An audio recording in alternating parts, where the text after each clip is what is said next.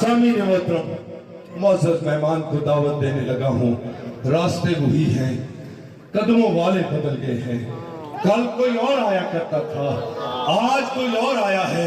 आपकी मोहब्बतों में, आपकी चाहतों में, अपने और आपके दिलों की धड़कन, मेरी मुराद हज़रत मौलाना मोहम्मद मुआविया आज़म ज़ीद मजदहू से दरख्वास्त गुजार हूँ, तशरीफ लाएं और अपने ख्यालात आलिया से नवाजे जनाब हज़रत मौलाना मोहम्मद मुआविया।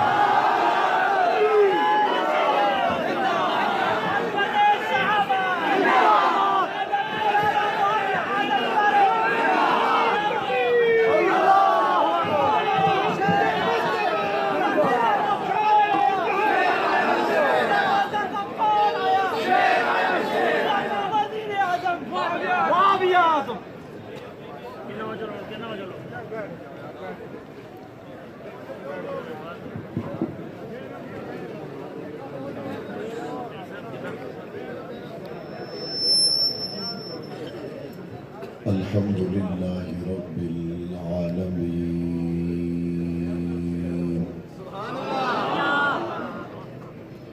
वस्सलातु वस्सलामु अला अशरफिल अंबिया'i वल मुरसलीन व अला आलिहि अत्तय्यिबीन अत्ताहिरीन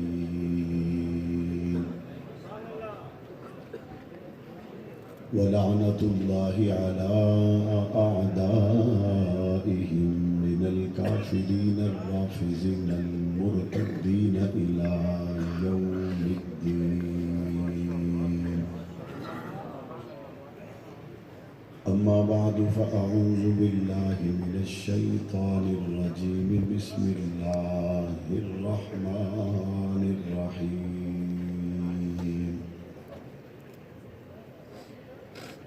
इन्नल्लाह अश्तरा मिनल मुअमिनीना अनफुसहुम व अम्वालहुम बिअन्ना लहुमुल जन्नह युक़ातिलून फ़ी सबीलिल्लाहि फ़यक़्तुलून व युक़्तलून वअदन अलैहि हक़्क़न फ़ित तौराति वल इंजील वल क़ुरआन वमन औफ़ा बिअहदिही मिनल्लाहि फ़स्तबशिरू बिबैइकुमुल्लज़ी बायअतुम बिही वज़ालिका हुवल फ़ौज़ुल अज़ीम। सदक़ल्लाहुल अज़ीम व बल्लगना रसूलुहुन नबियुल करीम व नहनु अला ज़ालिका लमिनश शाहिदीन वश्शाकिरीन वल्हम्दुलिल्लाहि रब्बिल आलमीन। इंतहाई वाजिबुल एहतराम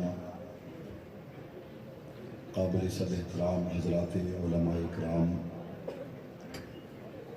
बुज़ुर्गान दीन, नौजवानान अहले सुन्नत, सालाना मक़सद मिलाद सल्लल्लाहु अलैहि व आलिहि वसल्लम कॉन्फ्रेंस सीरत कमेटी के ज़ेर एहतमाम अपनी साबिक़ा रिवायात के मुताबिक इंतहाई शान व शौकत के साथ इनेक़ाद पज़ीर है। इस खूबसूरत तक़रीब की सरपरस्ती हज़रत शेखुल हदीस उस्तादुल उलमा मोहतरम मौलाना इम्तियाज़ साहब दामत बरकातुहुमुल आलिया फरमा रहे हैं। सआदत की बात है कि इस महफ़िल की सदारत तस्वीर शेखुल कुरान, यादगार असलाफ, शहीदों के वारिस हज़रत मौलाना अशरफ अली साहब दामत बरकातुहुमुल आलिया स्टेज पर जलवगर है। आपने जिस मोहब्बत और अक़ीदत के साथ आज के इस प्रोग्राम को समाअत किया और इंतहाई इल्हिमात के साथ आप इस प्रोग्राम को समाअत कर रहे हैं, अल्लाह ताला आपका सुनना और हमारा सुनाना कबूल मंजूर फरमाए। مناظر اسلام قاری چند محمد صاحب جب دعوت دیتے ہیں تو وہ ہمارے لیے تو حکم کے درجے میں ہوتی ہے، اور جب ہمیں یہ بھی پتہ ہو کہ جانا اس مدرسے کے قریب ہے جہاں پہ کبھی حضرت شیخ الحدیث مولانا عبدالسلام کی زیارت ہوتی تھی، تو پھر شوق بھی بڑھ جاتا ہے۔ وہ موجود نہیں ہیں، لیکن میرے بھائی مولانا قمر الاسلام، مولانا ضیاء الاسلام اور ان کے مدرسہ کے اساتذہ اور ان کے متعلقین جو بڑی تعداد میں یہاں موجود ہیں، ان کو دیکھ کر ہمارا رشتہ اکابر علماء کرام کے ساتھ ایک مرتبہ پھر تازہ ہو جاتا ہے۔ اللہ تعالی ہمارے اس دینی رشتے کو ہمیشہ قائم و دائم رکھے۔ سامعین ذی وقار، ماہ ربیع الاول میں مختلف عنوانات کے تحت حضور علیہ السلام کی سیرت طیبہ کو بیان کیا جاتا ہے۔ میں نے آج کے اس جلسہ کے لیے جس عنوان کا انتخاب کیا ہے وہ عنوان ہے کہ اللہ تعالیٰ نے انبیاء علیہم الصلاۃ والتسلیم کو کس طرح سے دنیا میں ممتاز کیا، اور ان کے ماننے والوں نے انبیاء کو ماننے کے بعد کس طرح سے حالات و واقعات کا مقابلہ کیا۔ رب کریم نے ہم انسانوں پر یہ مہربانی فرمائی کہ اللہ تعالیٰ نے ہماری ہدایت کے لیے انسانوں میں سے رسول بنا کے بھیجے، انسانوں میں نبی بنا کے بھیجے۔ اگر اللہ تعالیٰ فرشتوں کو نبوت کا تاج پہنا دیتا تو لوگ کہتے کہ جناب آپ ہمیں دینی تعلیمات سکھانے کے لیے آئے ہیں، لیکن آپ کو کیا پتا کہ بھوکے پیٹ عبادت کرنا کتنا مشکل ہے، چونکہ آپ کو بھوک لگتی نہیں۔ آپ کو کیا پتا جب بچے گھر میں فاقہ سے بیٹھے ہوئے ہوں اس وقت اپنی تجارت کے لیے جانا کتنا ضروری ہوتا ہے۔ لہذا آپ ہمیں سکھانے کے اعتبار سے کامل ہو سکتے ہیں، لیکن سٹیٹس ایک نہ ہونے کی وجہ سے ہمیں شاید آپ سے پورا فائدہ حاصل نہ ہو۔ اگر اللہ تعالیٰ جنوں کو نبوت کا تاج پہنا دیتے تو وہ جنوں کے پاس بیٹھنے سے انسان وحشت محسوس کرتا، اور ان سے سیکھنے اور سمجھنے کی تمام تر وہ ضروری باتیں وحشت کی وجہ سے وہ نہ سیکھ پاتا۔ اللہ تعالیٰ نے ہم پر مہربانی کی کہ انسانوں کو صرف عقل دے کے اللہ نے چھوڑا نہیں۔ اگر اللہ انسانوں کو عقل دے کے چھوڑ دے اور اسی عقل کو بنیاد بنا کر قیامت میں رب یہ سوال کرے، بتاؤ میں نے تمہیں دنیا میں بھیجا تھا، عقل کا جوہر تمہارے پاس تھا، تم نے مجھے پہچانا نہیں، تو عقل والا انسان قیامت میں رب کے دربار میں حجت پیش نہیں کر سکتا کہ رب کریم اس جوہر کے مل جانے کے بعد اگر میں نے آپ کو نہیں پہچانا، آپ کی توحید کو نہیں جانا، آپ کی عبادت نہیں کی، تو اس کا صاف مطلب یہ ہے میں نے اپنے اس جوہر کو استعمال نہیں کیا۔ لیکن اللہ تعالیٰ نے عقل دینے کے بعد انسانوں پر مزید مہربانی یہ کی، ہم انسانوں میں اللہ نے نبی بھیجے، ہم انسانوں میں اللہ نے رسول بھیجے۔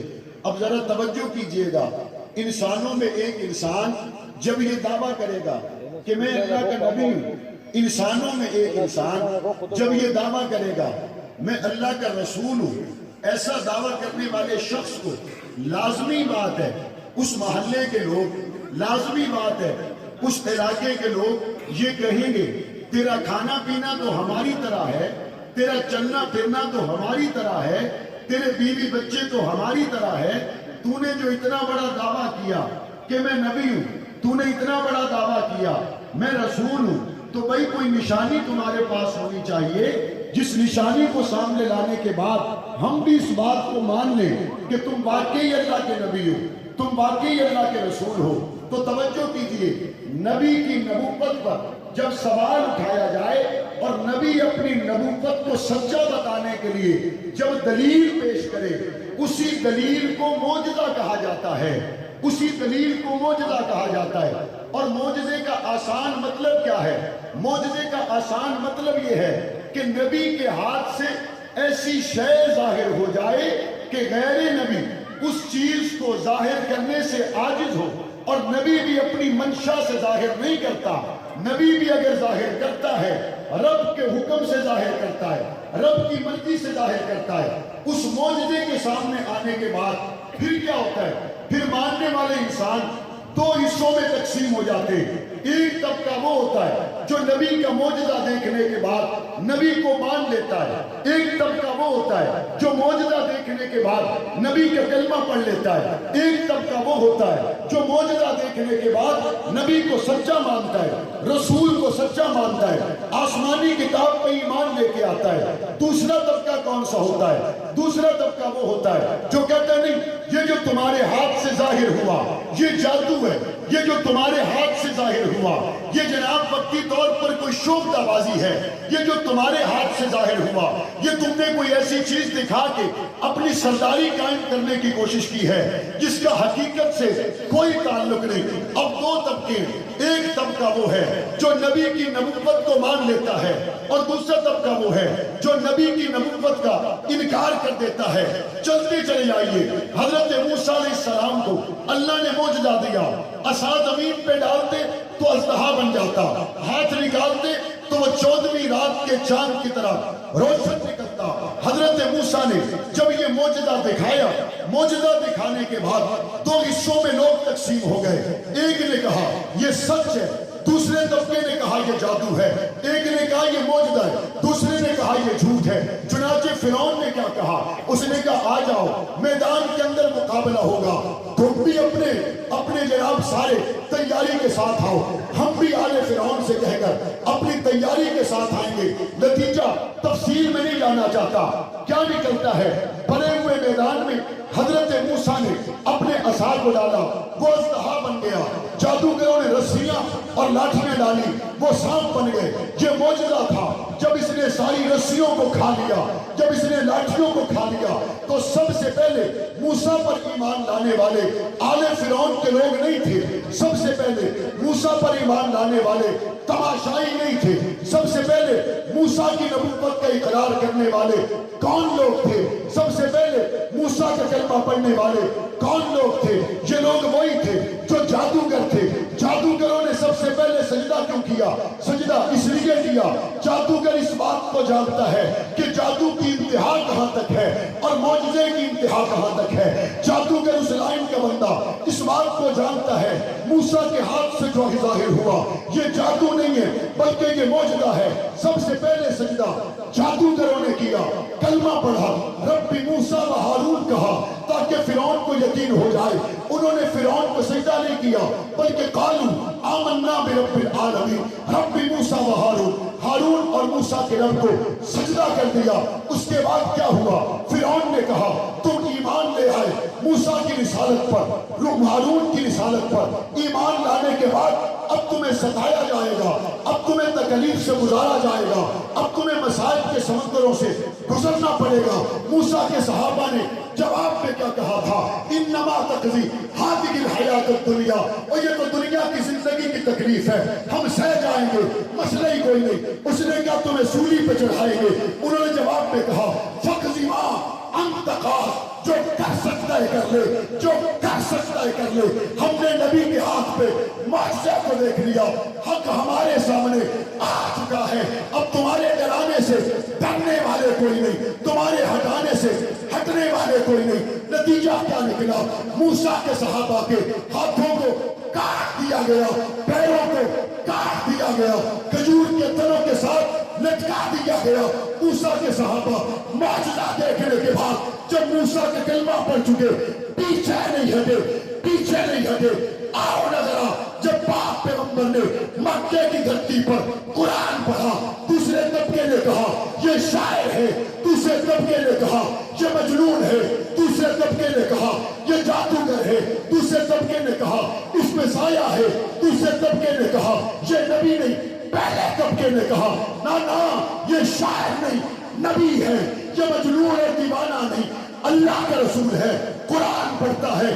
چلتے چلے جائیے، وہاں موسیٰ کے صحابہ کابلت کے کلمہ پڑھنے والے پھانسیوں پہ چڑھ گئے، موسیٰ کے ساتھ نہیں چھوڑا۔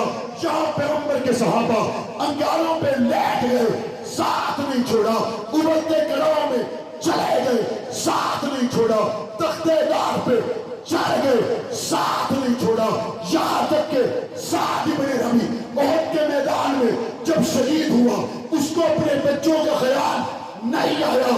ایک بات کی انصاریوں، میں دنیا سے जा रहा हूं, जब तक तुम जिंदा रहो मोहम्मद की इज्जत पे आंच नहीं आनी चाहिए।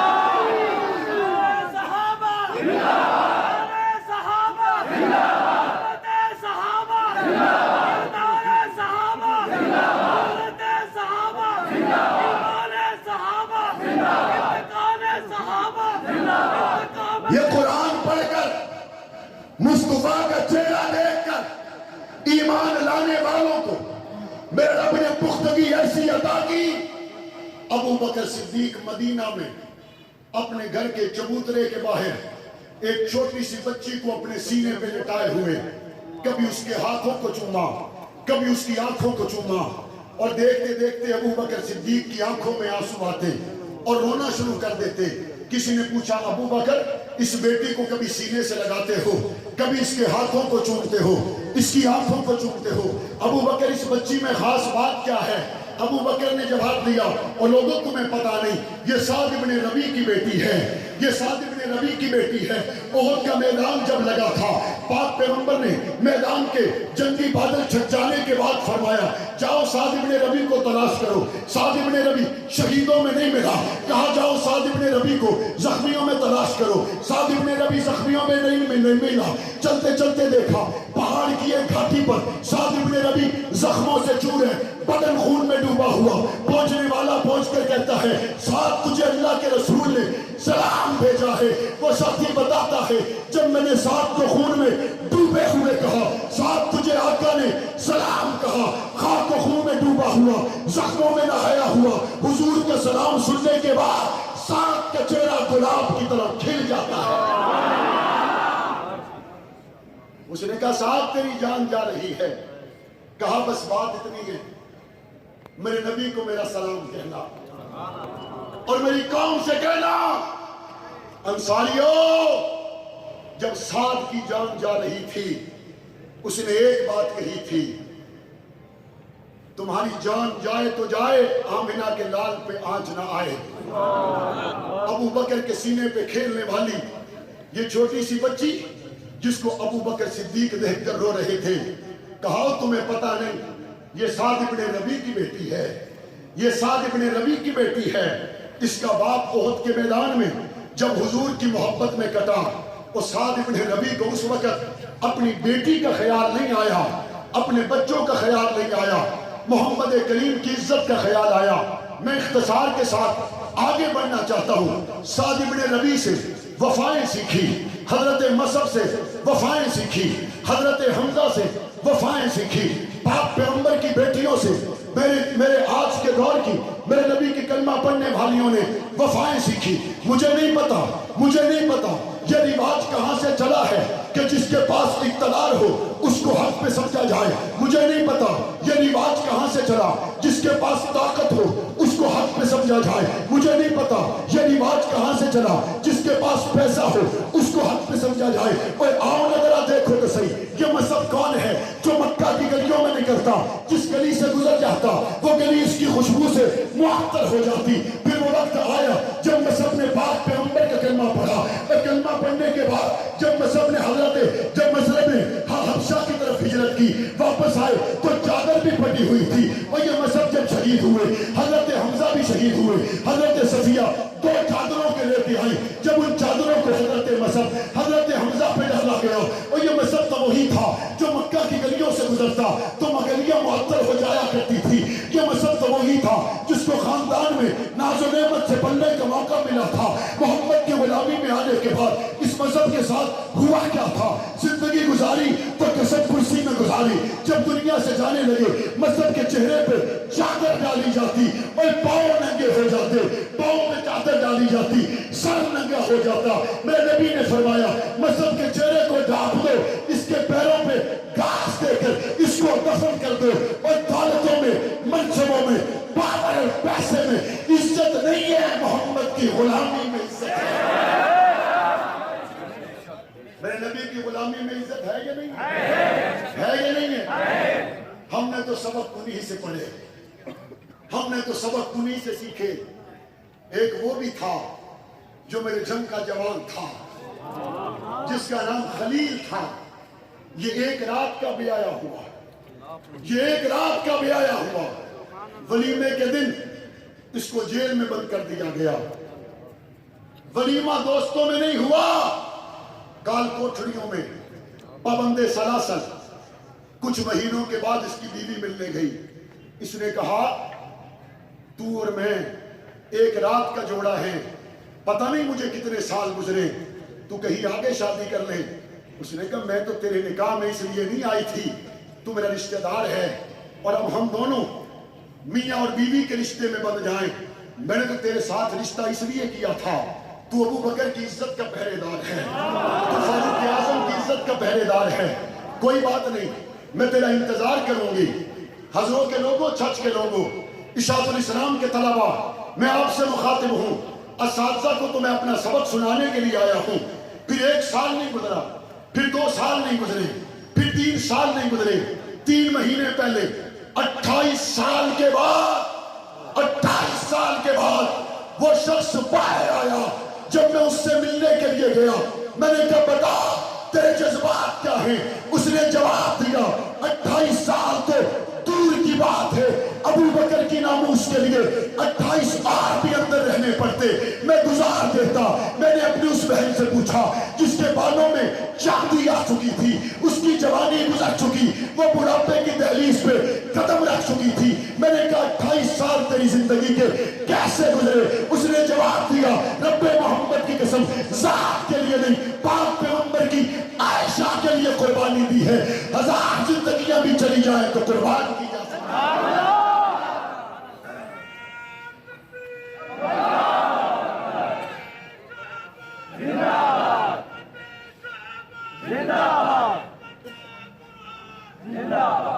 توجہ ہے؟ آپ میں جو 25 سال کے ذرا ہاتھ کھڑا کریں، جن کی عمر 25 سال ہاتھ کھڑا کریں، یہ ہاتھ اوپر ہی رکھیں، 26 والے بھی اوپر کریں، 27 والے بھی اوپر کریں، 28 سال والے بھی اوپر کریں، 20 سال سے لے کے 28 سال کے درمیان جن کی عمر ہے وہ سارے ہاتھ کھڑا کر لیں، وہ سارے ہاتھ کھڑا کر لیں، ہاتھ کھڑے رکھنا اور میرا جملہ دل پہ لکھ کے دے کے جانا۔ میرے جنگ میں ایک ایسا شخص بھی ہے جس کا نام شوکت ہے، جو 28 سال 6 مہینے کی قید کے بعد باہر آیا۔ ہاتھ کھڑا کرنے والوں، تمہارے پیدا ہونے سے بھی پہلے، اگر تم بڑے بھائی ہو تو تمہارے باپ کی شادی سے بھی پہلے 28 سال 6 مہینہ میں اس سے ملا۔ میں نے کہا شوکت کیسی گزری؟ اس نے کہا دیکھو بھائی بات سنو، دنیا کی محفوظ تاریخ میں، دنیا کی ریکارڈڈ ہسٹری میں مجھ سے لمبا قیدی کوئی نہیں۔ نیلسن منڈیلا کی قید بھی، نیلسن منڈیلا کی قید بھی اس نے کہا 27 سال ہے، میں نے 28 سال 6 مہینے کاٹی۔ میرا دل تھوڑا سا گھبرایا، میں نے کہا یہ 28 سال 6 مہینے کا قیدی ہے، اس کی پوری زندگی گزر گئی، اس کی کمر جھک گئی، داڑھی سفید، بوڑھا، کمزور آواز، کمزور بدن والا۔ میں نے کہا شوکت کیسی گزری؟ اس نے کہا بھائی اپنے لیے تو نہیں، نبی کے حرم کے لیے گئے تھے، اپنے لیے تو نہیں، نبی کی عائشہ کے لیے گئے تھے، اپنے لیے تو نہیں، پاک پیغمبر کے حرم کے تقدس کے لیے گئے تھے۔ آؤ نظر حضروں کے لوگوں، یہاں پر سفید ریچھ بھی بیٹھے، آپ کو ایک بیٹا ہی بڑا پیارا ہوتا ہے، 2 بیٹے ہی بڑے پیارے ہوتے ہیں۔ میں نے حضرت مصعب سے کیا سیکھا، میں نے سعد بن ربیع سے کیا سیکھا، میں نے حضرت موسیٰ کے صحابہ سے کیا سیکھا۔ آؤ ذرا میں بتاتا ہوں کیا سیکھا۔ ہم نے منصب نہیں سیکھا، ہم نے طاقت نہیں سیکھی، ہم نے جاہ و جلال نہیں سیکھا، ہم نے مال نہیں سیکھا، ہم نے سیکھا ہے تو کیا سیکھا ہے؟ آؤ چلو کراچی کی شاہراہوں پر ایک بوڑھا جس کے 4 بیٹے ایک ہی وقت میں گولیوں کا نشانہ بنا دیے گئے، کہ چاروں سگے بھائی ایک ہی وقت میں شہید ہوئے، کہ چاروں سگے بھائیوں کے 9 بچے یتیم ہو گئے۔ ان چاروں کے جنازے جب گھر میں پہنچے کوہرام مچ گیا، ان چاروں کے جنازے جب گھر میں پہنچے 9 بچے یتیم ہو گئے، 4 عورتیں بیوہ ہو گئی۔ اور دوسرا دن تھا، کراچی کی شاہراہوں پر مسلمانوں کا سمندر امڑ آیا۔ یہ بوڑھا اپنے 4 بیٹوں کے جنازے کے پاس جاتا ہے، منہ مدینے کی طرف کر کے کہتا ہے یا رسول اللہ، آپ کی ناموس کے لیے، آپ کے سسر ابو بکر عمر کی ناموس کے لیے 4 دیے ہیں، 4 दे दिए, अगर 4 और भी होते दे देता, लेकिन अबू बकर की इज्जत पे समझौता नहीं।